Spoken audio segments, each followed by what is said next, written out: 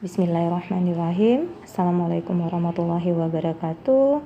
Salam kenal teman-teman anggota member sekalian. Saya adalah Dr. Zulfa. Saya psikiater yang bertugas di Rumah Sakit Jiwa Banda Aceh dan juga di Rumah Sakit Umum Zainal Abidin. Senang sekali hari ini saya mendapatkan kesempatan untuk berbincang-bincang dengan seluruh anggota member di sini. Pada kesempatan ini, saya ingin sedikit sharing terkait kondisi kejiwaan seseorang pada masa pandemik ini. Suatu hal yang wajar jika pada masa sekarang seseorang menjadi cemas atau khawatir yang berlebihan. Apalagi hampir setiap saat kita mendapatkan pemberitaan terkait COVID, di mana pemberitaan ini akan sangat mudah kita jumpai, baik di media massa maupun di pemberitaan secara online. Kita secara mudah dapat mengetahui informasi tentang peningkatan jumlah yang positif ataupun bahkan kematian yang disebabkan oleh COVID ini. Namun sebenarnya tidak semua pemberitaan tersebut bisa dipertanggungjawabkan ataupun benar. Tapi sayangnya sebagian orang sudah menjadi cemas terlebih dahulu. Ada hal penting yang harus teman-teman ketahui bahwa ketika seseorang merasa cemas, maka tubuhnya akan ikut berespon. Di mana pada saat dia sedang cemas atau tegang atau stres, tubuhnya akan berespon dengan didapatkan adanya peningkatan tekanan darah, denyut jantung, suhu tubuh, atau mungkin tubuh kita kok terasa meriang gitu ya. Seseorang juga bisa mengeluh, aduh kok pegel-pegel nih, atau asam lambung meningkat. Bahkan pada seseorang yang rentan alergi, maka reaksi alerginya akan timbul, jadi gatal-gatal dan sebagainya. Tentu saja kondisi fisik ini akan membuat seseorang semakin cemas. Nah, bisa teman-teman bayangkan ini bagaikan sebuah lingkaran. Rasa cemas akan merangsang tubuh untuk berespon, sehingga muncullah kondisi-kondisi fisik tadi.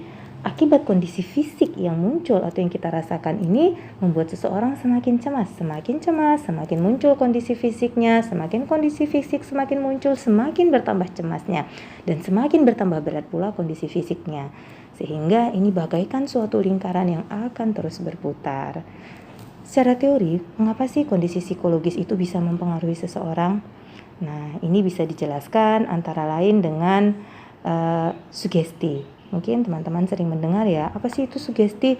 Sugesti itu adalah cara berpikir seseorang atau yang disebut juga dengan kognitif. Di mana ketika seseorang meyakini bahwa tubuhnya bermasalah atau sakit, maka tubuh akan berespon terhadap kondisi tersebut. Sugesti akan sangat mempengaruhi kondisi fisik dan perilaku seseorang.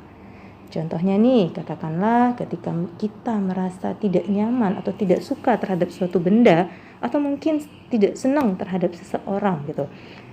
Ketika kita melihat benda tersebut atau bertemu dengan orang tersebut, maka otomatis tubuh kita akan bereaksi, menghindarkah atau merasa nggak suka, melihat dengan cara yang tidak nyaman gitu. Otomatis tubuh kita akan berespon terhadap apa yang kita rasakan tersebut. Sehingga penting sekali bagi kita untuk selalu mensugesti diri bahwa I'm okay, saya sehat. Sehingga tubuh pun akan merasa sehat gitu ya. Nah, hal lain yang bisa menjelaskan kondisi psikologi seseorang mempengaruhi kondisi fisik itu adalah dengan teori HPA aksis ya. Mungkin sebagian teman-teman yang medis di sini pernah mendengar hipotalamus pituitari adrenal aksis. Ini merupakan suatu respon mekanisme di dalam tubuh di mana ketika seseorang merasa stres, cemas, tegang yang berlebihan, maka secara alamiah tubuh akan merangsang korteks adrenal untuk mengeluarkan hormon adrenalin. Disinilah ketika kondisi ini ketika hormon adrenalin ini meningkat, maka akan dijumpai peningkatan tekanan darah, denyut nadi, bahkan mungkin kita akan bereaksi dengan cepat sekali ketika hormon adrenalin itu meningkat. Contohnya ya nih, ketika kita cemas, tegang, ketika kita melihat seekor anjing di ujung jalan sana gitu ya, coba teman-teman bayangkan teman-teman melihat seekor anjing yang terus menggonggong gitu ya, gimana perasaannya? Pasti tegang, takut ya gitu ya. Apa yang teman-teman rasakan ketika tegang, takut itu? Pasti denyut jantung berdebar cepat, ya, nadinya cepat, kemudian pernafasan kita gitu ya, kayak orang ngos-ngosan. Bahkan ketika mungkin anjing itu sudah mulai melangkah, kita akan berlari sekuat-kuatnya. Ya mungkin dulu kita itu kan bukan pelari ya, tapi dalam kondisi itu kita bisa berlari sekuat-kuatnya gitu ya. Nah, kenapa itu terjadi? Karena respon dari hormon adrenalin ini. Jadi kita bereaksi dengan cepat, kondisi tubuh juga meningkat gitu ya. Nah, disinilah Allah itu maha adil, maha sempurna, maha mengetahui ya. Bayangkan kalau seseorang dengan kondisi adrenalinnya terus meningkat, nggak turun-turun, gimana rasanya? Tegang terus ya, aktif, terus gerak, terus cepat. Nggak nyaman sekali. Sehingga Allah menyeimbangkan. Setiap kali hormon adrenalin tinggi, maka akan dirangsang peningkatan hormon kortisol juga. Ya, hormon kortisol ini yang akan membuat orang merasa lebih nyaman. Di cooling down tuh tadi yang tinggi-tinggi, yang stres-stres tadi tuh diturunkan. Dalam kondisi di mana kortisol ini dirangsang, keluar hormon kortisol, seseorang menjadi lebih rileks, lebih santai, lebih bisa berpikir dengan tenang. Tapi sayangnya, hormon kortisol ini memiliki peran yang lain, di mana ketika hormon kortisol ini keluar, maka dia dapat mempengaruhi penekanan imunitas tubuh. Jadi daya tahan tubuh akan ditekan oleh si hormon kortisol ini. Bisa teman-teman bayangkan, setiap kali kita merasa cemas, tegang, stres, hormon adrenalin tinggi, dirangsang juga keluarnya hormon kortisol keluar, daya tahan tubuh akan ditekan. Nah, ketika seseorang sedang kondisi sakit nih misalnya, otomatis kalau sakit itu kan daya tahan tubuh kita memang kurang ya, atau rendah ya. Nah, ketika daya tahan tubuh kita sudah rendah, kita tambah stres, tambah tegang, tambah panik. Apa yang akan terjadi? Daya tahan tubuh kita akan semakin rendah, akan membuat kita semakin mudah terserang penyakit lain. Atau mungkin dalam kondisi saat ini kita sedang batuk, pilek, tapi kita khawatir yang berlebihan. Jangan-jangan saya positif COVID nih, aduh gimana ya gitu. Cemas, tegang, batuk pileknya bisa sembuh nggak? Susah. Kenapa? Karena imunitas alamiah tubuh kita tidak terbentuk. Kenapa? Karena tadi kortisolnya tinggi terus. Kenapa? Karena dia berusaha menetralisir adrenalin kita yang terus tinggi gitu. Jadi bagaimana cara kita membuat nyaman? Turunkan ketegangan itu. Gimana sih cara menurunkan ketegangan, kecemasan? Mungkin kalau saya ngomong secara lisan gini gampang ya. Udah jangan stres, jangan cemas.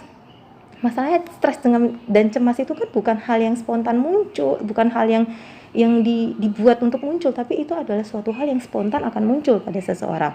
Tiba-tiba aja jadi cemas sendiri, tiba-tiba aja kepikiran sendiri. Nah, ada beberapa langkah yang bisa teman-teman lakukan setiap kali teman-teman berada dalam kondisi tegang dan cemas. Khususnya mungkin ya di antara teman-teman di anggota member ini ada yang saat ini sedang menjalani isolasi mandiri ya, mungkin karena sedang batuk, flu, padahal mungkin batuk flu biasa, tapi karena sudah cemasnya berlebihan, jangan-jangan saya COVID nih. Nah, apa yang bisa teman-teman lakukan di sini? Yang pertama yang harus teman-teman tetap lakukan adalah tetap lakukan aktivitas rutin. Gimana caranya? Ya teman-teman harus tetap produktif. Hobi teman-teman apa sih? Mungkin berkebun, bercocok tanam, memasak. Mungkin teman-teman bisa membuat karya tulisan pada masa sekarang gitu ya. Tetaplah melakukan sesuatu hal yang bermanfaat. Kenapa? Teman-teman harus tetap mempunyai aktivitas rutin karena manusia itu selalu diberikan energi oleh Allah. Energi itu terbagi dua, untuk fisik maupun otak. Ketika fisik tidak memakai energi yang dia punya untuk fisik itu, maka energi itu akan tersimpan atau terserap oleh otak, sehingga otaknya kebanyakan energi. Kalau otak kebanyakan energi ngapain sih? Mikir yang enggak terus, pikirannya jalan terus, membayangkan hal-hal yang mungkin belum pernah terjadi. Tapi kalau kita punya kegiatan rutin, aktivitas rutin, otak kita nggak sanggup lagi mikir hal-hal di luar itu. Ya, jadi mungkin teman-teman dari sekarang sudah bisa memikirkan apa nih yang bisa saya lakukan besok, nanti malam ngapain sih, apa yang bisa saya lakukan gitu ya. Buatlah karya-karya yang akan membuat teman-teman semakin jauh lebih baik gitu ya. Nah, hal kedua yang teman-teman bisa lakukan apa? Ya, teman-teman usahakan untuk tetap kontak. Ya, kontaknya dengan siapa? Kontak dengan orang-orang yang membuat teman-teman merasa nyaman, bukan kontak fisik, tapi kontak apa? Kontak komunikasi. Bisa secara online, menggunakan sosial media ya gitu ya, ataupun dengan grup ini. Saya memberikan apresiasi yang sangat tinggi ya untuk terbentuknya grup ini ya, Dokter Putri. Terima kasih dengan salah satu dengan adanya grup ini juga menjadi wadah ajang untuk silaturahmi, di mana dengan grup ini teman-teman bisa saling berbagi, bisa saling berkomunikasi, bertukar pikiran, berdiskusi, ataupun saling menyampaikan informasi-informasi yang bisa kita pertanggungjawabkan ya. Jadi mohon diperhatikan teman-teman, walaupun kita dalam kondisi physical distancing atau social distancing, teman-teman harus tetap memiliki kontak dengan orang lain gitu ya, tapi bukan kontak fisik gitu ya. Nah, hal berikutnya yang harus teman-teman perhatikan adalah hindari memperoleh informasi. Saat ini bagi teman-teman yang sedang merasa cemasnya cukup berlebihan gitu ya, sebisa mungkin untuk tidak melihat ataupun mencari pemberitaan terkait COVID. Ini spontan nih muncul di iklan televisi atau apa lagi saya nonton apa muncul pemberitaan ini atau headline news di bawahnya muncul, langsung alihkan ya, jangan dilihat. Kenapa? Karena dengan teman-teman melihat pemberitaan itu, teman-teman menjadi jauh semakin nyaman, jauh menjadi tidak nyaman, kecuali memang untuk hal-hal yang penting yang teman-teman harus ketahui, oke gitu ya. Tapi tidak usah saat ini mencari-cari, coba-coba mendengar informasi, gimana ya sekarang udah berapa yang positif.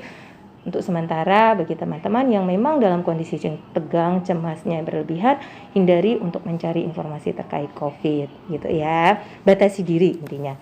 Nah, kemudian masalahnya kan cemas itu muncul dengan sendirinya ya, kayak saya bilang tadi ya. Tegang, cemas, pikiran itu kan muncul, mungkin kita lagi duduk, lagi makan, lagi kumpul dengan keluarga, atau mungkin lagi melakukan sesuatu, muncul tuh pikiran di dalam kepala gitu ya. Aduh, saya batuk gak sembuh-sembuh, jangan-jangan saya COVID nanti gimana nih ya, gimana nanti kalau tertular dengan anak-anak ya, gimana kok saya kenapa-kenapa ya, gimana ini, gimana itu. Terkadang pikiran itu akan muncul dengan sendirinya. Nah, apa yang harus kita lakukan? Kita harus menghentikan pikiran itu. Ingat, pikiran, sugesti akan mempengaruhi perilaku seseorang. Jadi apa yang harus kita lakukan? Hentikan, atau disebut juga dengan stop thinking process. Dengan cara apa? Dengan cara salah satunya adalah dengan melakukan teknik relaksasi. Teknik relaksasi itu gimana? Nah, sekarang saya akan memandu teman-teman untuk melakukan teknik relaksasi di rumah. Silahkan bagi teman-teman untuk mengambil posisi senyaman mungkin.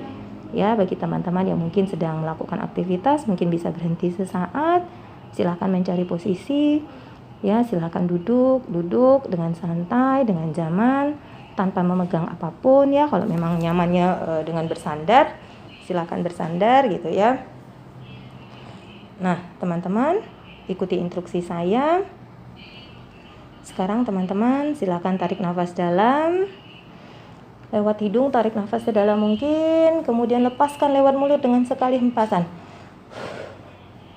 Oke, tarik nafas lagi lewat hidung sedalam yang teman-teman bisa, kemudian berhitung 1, 2, 3, 4, 5, hitungan kelima baru dilepaskan.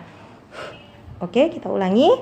Tarik nafas dalam, tahan dalam hitungan 5 detik, 1, 2, 3, 4, 5, lepaskan dengan cepat lewat mulut. Oke, nah sekarang teman-teman saya akan meminta teman-teman untuk berhitungnya di kepala ya. Oke, coba sekarang kita coba lagi.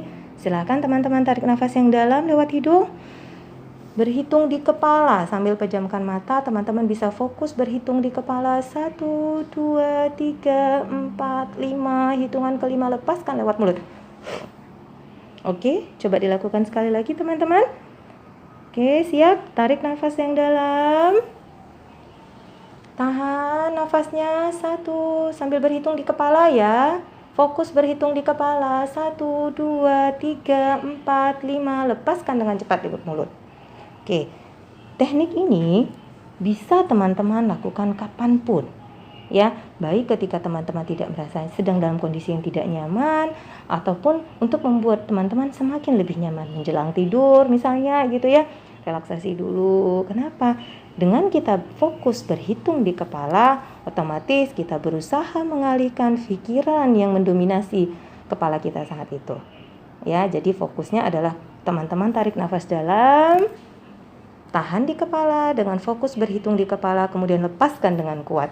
Bayangkan setiap kali teman-teman melepaskan udara lewat mulut, teman-teman membayangkan semua beban, semua pikiran, semua kondisi kesehatan yang tidak baik akan ikut keluar dengan udara tersebut, ya. Nah, jadi hal ini bisa teman-teman lakukan berulang-ulang dan terus-menerus kapanpun teman-teman merasa membutuhkannya. Ingat teman-teman, yang kita perlukan saat ini adalah kewaspadaan, bukan kecemasan ataupun kekhawatiran. Karena kecemasan akan membuat imunitas tubuh kita semakin menurun dan kita akan semakin mudah terinfeksi. Tetap semangat, jalani kehidupan seperti biasa, ikuti anjuran pemerintah, dan terapkan perilaku hidup sehat. Baik teman-teman, terima kasih untuk kesempatannya. Salam sehat jiwa. Wabillahi taufiq wa hidayah. Assalamualaikum warahmatullahi wabarakatuh.